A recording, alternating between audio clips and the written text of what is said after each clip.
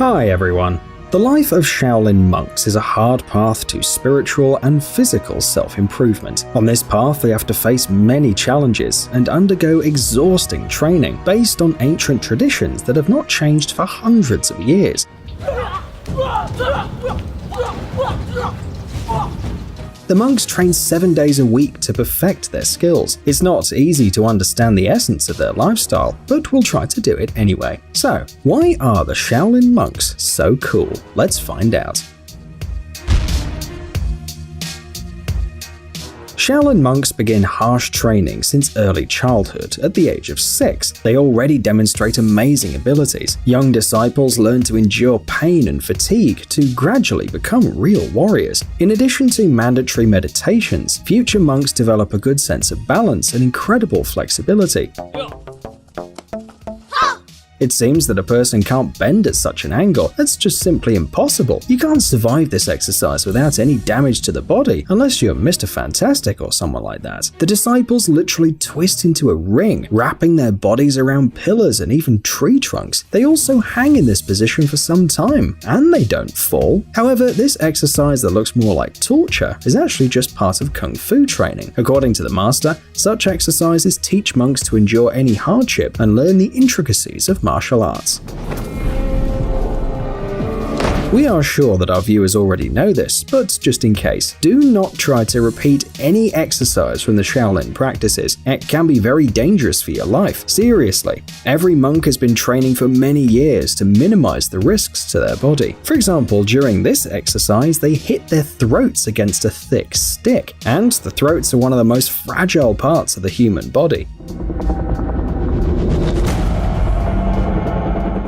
It took the monk 10 years to learn to ignore the pain and strengthen his neck along with the arms and legs. It seems impossible, but the Shaolin monks don't consider this a complicated technique. During the shows, they demonstrate how they can withstand a powerful blow to the throat with a stick, or even several of such blows. They say that one of the monks can even break the stick with his throat. To make every part of their body stronger, the monks use special exercises. This is not only about training, meditation also plays an important role. They help a monk to take a break from physical exercises for a while, concentrate, clean their mind, and listen to their body. Meditation also helps to remain calm even during the most frightening exercises, and they really can scare anyone. The noose around the man's neck can't be a good sign, but not for the Shaolin monk. His throat and neck are so physically strong that he can use the so-called tortoise breathing. This is one of the skills that a real Kung Fu master can learn. It allows the monk not to breathe for up to 20 minutes, while being suspended in the air at a height of more than a meter. To be able to do something like this, you have to gather all of your strength and concentrate as much as possible. Only a few of the Shaolin monks can do this, and yes, do not try to do this at home.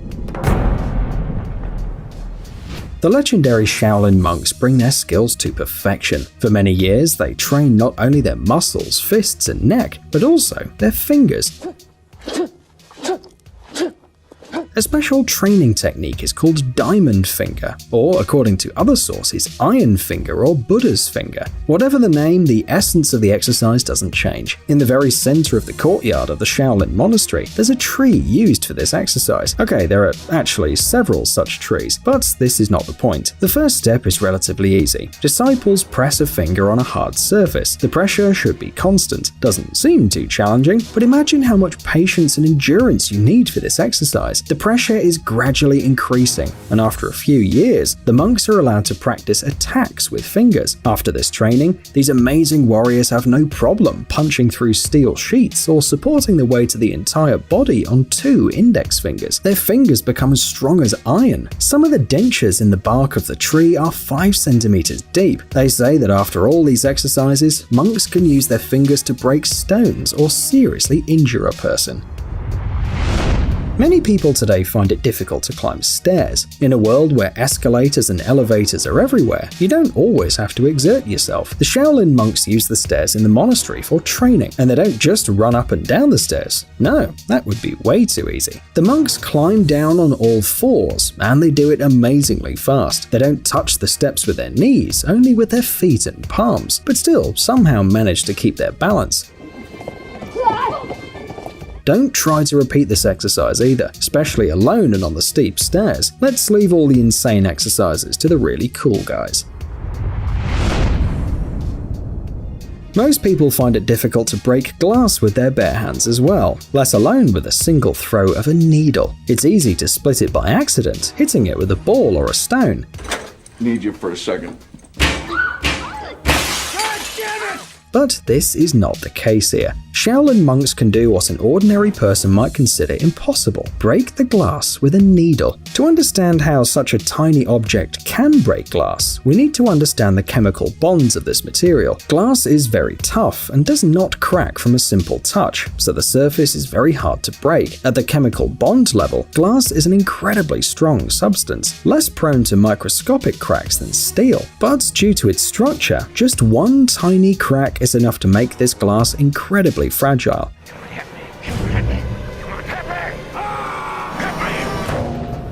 This property is used by the Shaolin monks. Another trick is not to bend the needle under pressure during the throw. This is not easy, but as you've already realized, the monks are not looking for easy ways. They throw the needle with great strength and speed while trying not to bend it. As soon as a rigid needle hits the glass and creates a deep crack, the force is distributed throughout the glass and it breaks. A needle pierces a balloon on the other side of the glass, and then it pops.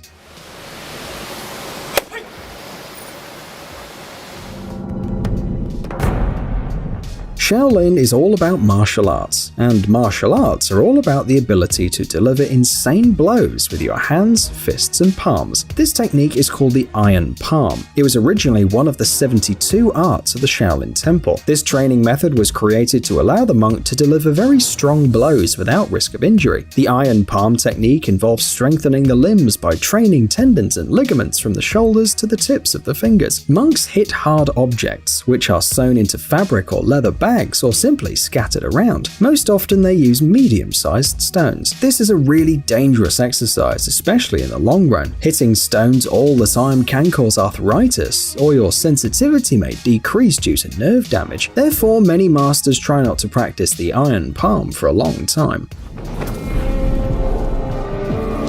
Many Shaolin exercises look spectacular and intimidating. One of them is called an iron shirt. The internet has many videos where the monks lie on sharp spears as if this doesn't bother them at all, or they bend these very spears only with their neck. How do the monks do this though?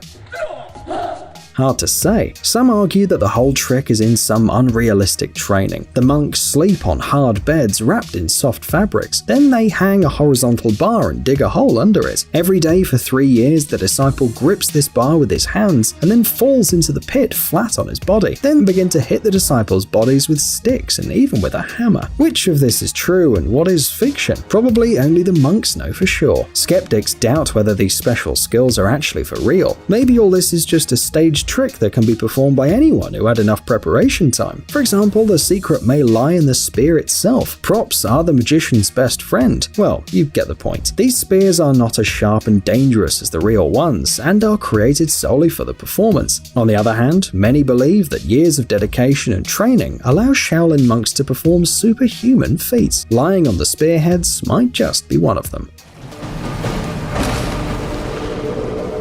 This skill, known as the monk pillar, includes leg training, as well as full body control. Monks take a fighting stance called kibadachi, which is also called the horse stance, while standing on 2 pillars in the ground. It already sounds pretty complicated, but this is not all. In some cases, the monks also hold buckets filled with water, one in each hand. Another version of the monk pillar includes holding 3 bowls, one on each shoulder and one on the head. Other items such as oil lamps are also sometimes used instead of bowls. This exercise is performed for almost 2 hours, and the entire body must remain still or the object might fall.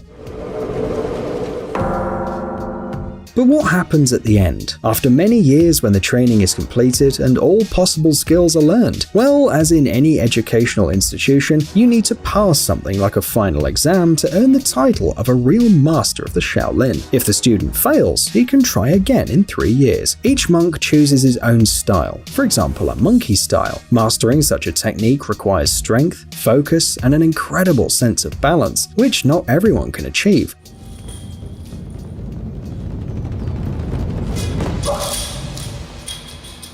But the exam is not only about Kung Fu, as your knowledge of Buddhism, a religion that's mandatory for all monks, is also put to the test. And as it often happens, some theoretical questions are much more complicated than exercises. A lot of effort is required to pass both tests, and only then can you earn the right to be called a real monk warrior of Shaolin. 行，你这过了。 Dude, are you looking for new technologies and great gadgets? Are your thoughts focused on the future? Do you love huge vehicles and can't imagine your life without robots around you? Then visit TechZone and you'll find all this and more. The link is in the description. You interested? Great.